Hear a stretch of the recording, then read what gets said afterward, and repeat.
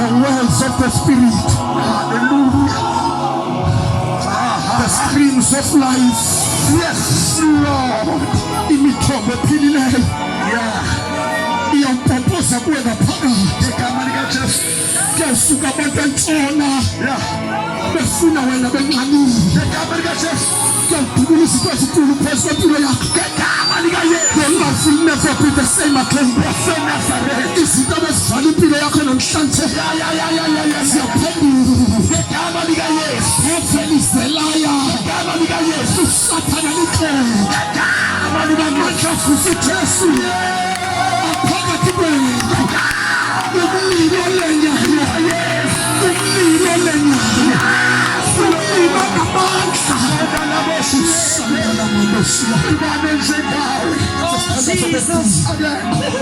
Celo yedwa kwathi namhlanje ngiyaqala ukuzamkelela uJesu. Sizobhedela umlilo sigodule. It's my first time to accept Jesus Christ as my personal Savior. I want Jesus like Christ to change my life. I want Jesus Christ to fulfill my destiny.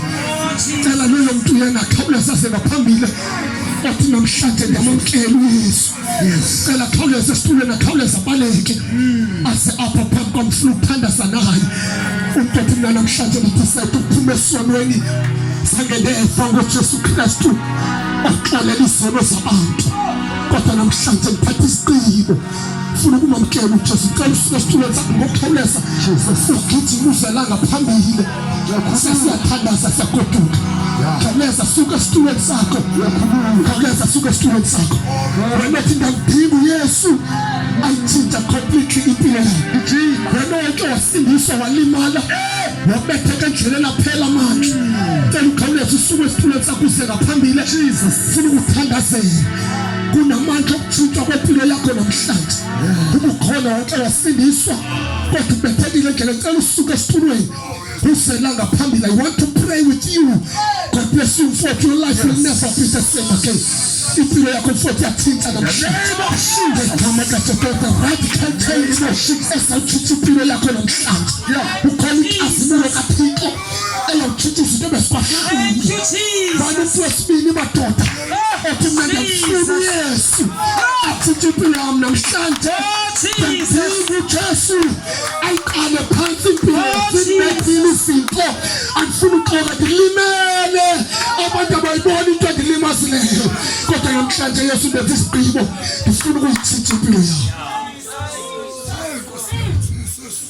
Ngenza lamasho emva kwami badala ukuncedisa abakholwayo baphakamisa isandla sakhe phezu kwabo babe nomthandazo enhliziyweni yakhe. Ethi lo mfana namhlanje siyamzuza simzuzela uKristu. Yonke into abashihlulayo soziphinde kwahlule. Zonke izinto ezikwayisayo ngeke ziphinde zikoyise. Cela wenze lamasho mfowethu emva kwami. Ithi Nkosi Jesu